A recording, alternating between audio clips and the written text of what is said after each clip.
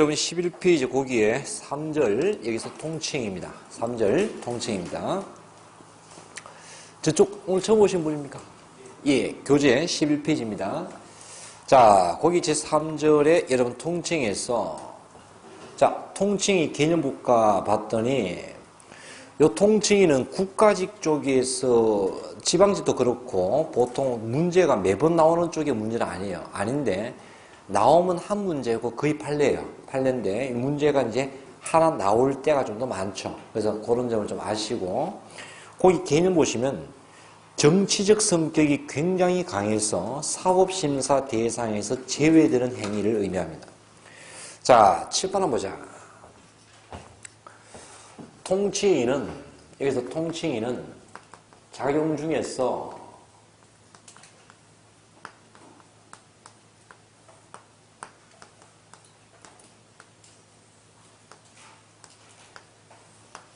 소리 잡혀요? 예, 잡혀. 자, 작용 중에서 굉장히 개념을 잠깐 정리할 때 고도의 정치적 성격이 매우 강합니다. 굉장히 정치적 성격이 강해요. 자, 정치적 성격이 매우 강하다. 매우 강하다. 그러다 보니까 이 통칭위는 주로 어디에서 이루어지는가? 국가 권력 기관 중에서 자, 권력기관 중에서 여러분 이때 여기서 행정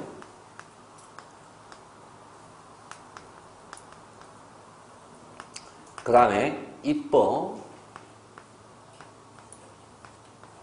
자, 그리고 여기서 사법 중에서 여러분 이 중에서 정치적 행위를 할 수 있는 기관은 어디가 되겠니?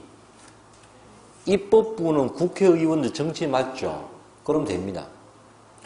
그 다음에 행정부에서 여러분들 공무원 되었을 때 여러분들은 정치적 행위를 하면 돼야 안 돼요? 이번에 그 댓글 사건들이 왜 문제가 됩니까? 아니 공무원은 댓글 달면 안 됩니까? 안 되죠. 정치적 의사표현하면 안 되죠. 왜? 공무원은 공무원이 되는 순간부터는 그 정치적인 뭘 지켜야 돼요? 중립을 지켜야 돼요. 정치적 중립을 지켜야 할 공무원들이 오히려 조직적으로 선거에 개입한 거잖아. 이건 굉장히 불법이죠. 기강을 물랑케 하는 거죠. 그러면 그럼 행정부에서는 누가 할 수 있습니까? 일반 공무원들은 힘들고 행정부에서 가장 대표적 정치인 누구죠? 그럼 결국 대통령이고 이 통치 행위 중에서 결국 90% 이상은 다 누구의 입니까? 대통령이 통치입니다. 그러면 통치는 어디서 나올 수 있니? 이렇게 입법부와 여기서 행정부에서 이렇게 통치, 특히 행정부 대통령이죠. 통칭이라 할 수가 있습니다. 자, 그런데 어디에서? 여러분 사법부에서는 법관들은 정치를 해야 돼. 법관은 재판해야 돼. 법관이 정치하는 순간 사법부의 독립은 무너집니다.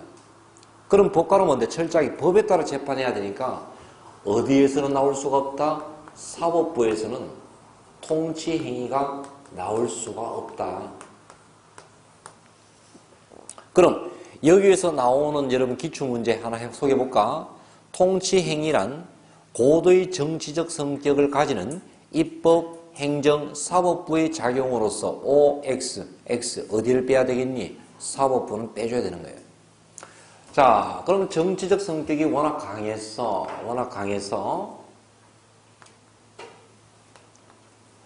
뭐가 힘들죠? 법원에서 사법심사가 매우 곤란합니다. 재판하기가 힘들어요. 왜? 정치적 성격이 워낙 강하니까. 다만 그럼 정치적 성격이 워낙 강해서 재판, 사법심사의 약자입니다. 사법심사는 힘들지만 이때 다른 방법에 의한 통제도 불가능한가? 다른 방법에 의한 통제는 불가능한가? 아니, 다른 정치적 통제는 가능하다. 자, 아까 제가 좀 전에 가장 대표적 통치는 누구의 통치라고 했니? 대통령의 통치입니다. 이 대통령을 누가 견제합니까? 여러분, 대통령을 누가 견제합니까? 의회가 견제할 수 있죠. 우리는 바로 작년도 격동의 하나 아닙니까? 의회가 결국 대통령을 뭐를 했습니까? 탄핵을 시켰잖아요. 이렇게 대통령에 대해서 뭐 탄핵이라든지 그 다음에 또는 국정조사, 감사 등을 통해서 이렇게 통제할 수는 있겠죠. 그러나 사실 국회 부끄럽죠. 왜? 작년도는 국회가 주도한 게 사실 아니었잖아. 국회는 마지못해 움직였잖아. 그럼 결국 왜? 당시만 하더라도 대통령과 당시 여당 짝짝꿍 아닙니까? 내 각하면 손만 비비잖아. 뻔히 불법을 알면서도 모른 척 넘어갔지 않습니까? 그럼 결국 누가 났습니까? 마지막 경우에 국민들이 나설 수 있죠. 원래 의회가 견제에 들어와야 되는데 의회가 견제할 수 없는 극단적인 경우에서는 헌법에 표현은 없지만 인정하고 있는 게 바로 무슨 권이에요? 저항권이에요. 자, 우리 가장 대표적 저항권 행사가 언제였어요?